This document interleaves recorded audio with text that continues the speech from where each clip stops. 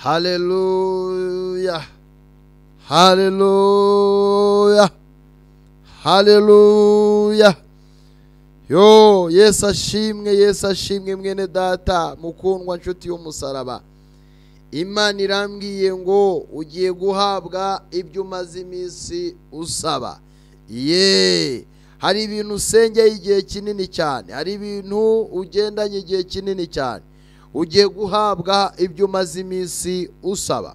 Ijambo ry'Imana riravuga ngo Samweli wa mbere ibice 17, Samweli wa mbere igice cya mbere ibice 10 ku murongo wa 17, hari ijambo rivuga ngo maze Eli aramusubiza ati genda amahoro, Imana ya Isiraheli guhe ibyo wayisabye. Haleluya. Ndahanurira ubuzima bwawe, igihe cyawe kirageze, igihe cyawe kirasohoye, injira mu gihe cyawe.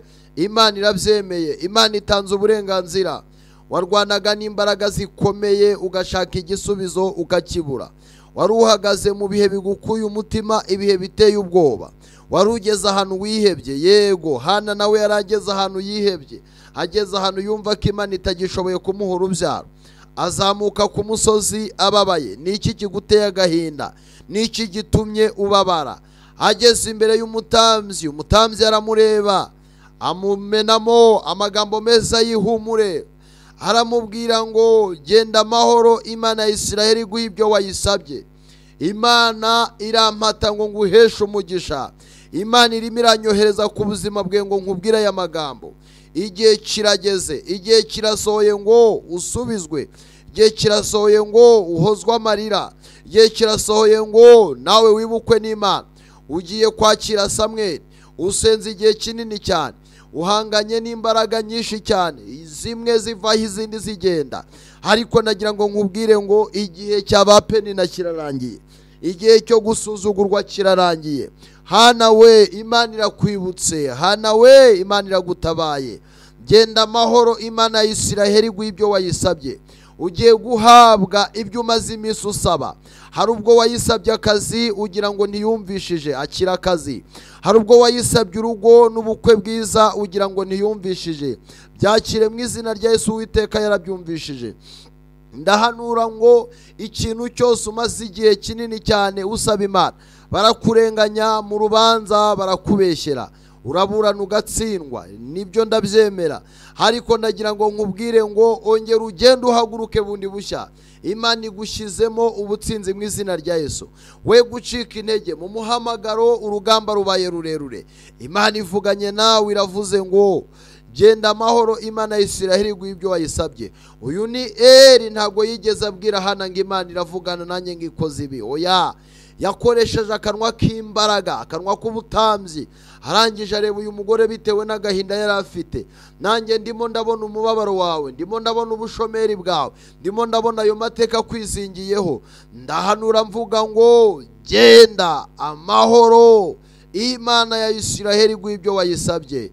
Imana iguhoza amarira, Imana ikwibuke, Imana iguteturure, Imana igukoreho bundi bushya. Igihe kirageze ngo ibyo umaze igihe kinini cyane usengera ngo ubihabwe.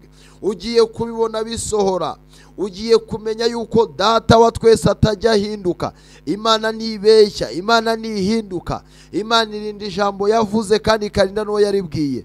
Yewe Hana we, ndaguhanuriye nkubwira ngo agasuzuguro ka Peni kararangiye. Imyaka yo kurira ugenda amajoro wirukanka udafite icyerekezo birarangiye mu izina rya Yesu. Ibiganza byawe bigiye guterura Samweli, ibiganza byawe bigiye guhimbaza. Igihe kirageze ngo nawe ushyire umugongo, igihe kirageze ngo nawe uhamye Imana wabonye. Igihe kirageze, wari umaze igihe kinini cyane uvuga ubuhamya bw'abandi, uvuga b'Imana yagiriye neza, uvuga b'Imana yatabaye, ariko ndabona bitagarukiye aho. Mwene data unyumva, ndagira ngo nkubwire aya magambo ngo nawe ugiye kugenda amahoro. Igihe cyo kugenda wububa kirarangiye, igihe cyo kugenda wikandagira kirarangiye, igihe cyo kugenda utambuka unyura ku bantu bakagucaho imigani bavuga ngo dore nguriya, dore wa wundi mwamubonye. Igihe gihe kirarangiye mu izina rya Yesu.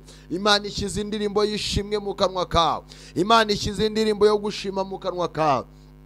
Hana ajya mu mwuka, arangije abwira Eli, aramubwira ngo umusha wawe mbonera imbabazi imbere yawe, ngo uhereye uwo munsi delebone mosele manini yakosikinima, ngo uwo mugore arafunguka, mu maso ntihongera kugaragaza umubabaro we. Imana ikumaze umubabaro, Imana ikumaze agahinda, Imana ije guhindura amateka. Ibyo bicaniro by'iwanyu Imana irabisenye. Birashoboka ko bavuze yuko utazabyara, ngewe ndimo ndabona umugisha wo kubyara ku buzima bwawe. Birashoboka ko bavuze ko utazubaka, nge ndi kumva Imana imbwira ngo ugiye kubaka mu izina rya Yesu. Hari imvugo z'abarozi zinaniwe ku buzima bwawe, hari imvugo z'abadayimoni zinaniwe ku. Nimba uri hafi vuga ngo ndabyakiriye, haleluya.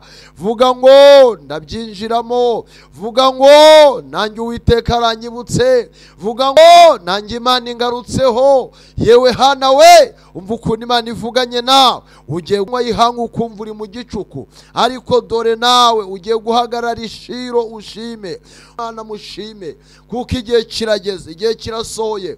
Uwo mwuka w'igisuzuguriro, uwo mwuka w'abapfumu, uwo mwuka w'abarozi, uwo mwuka w'abaterekera, ndahanura mvuga ngo uwo mwuka urananiwe, uwo mwuka urasenyutse mu izina rya Yesu Kristo wa Nazareti. Kuko yenda lebone moseke de kote zide kota yanima, genda mahoro. Biri kuba hari ubwo ugiye gukeka ngo ni inzozi, cyangwa se ukavuga ngo ubanza hari ari ibintu birimo ni byanyabyo, ni byanyabyo, ntabwo gipfuye.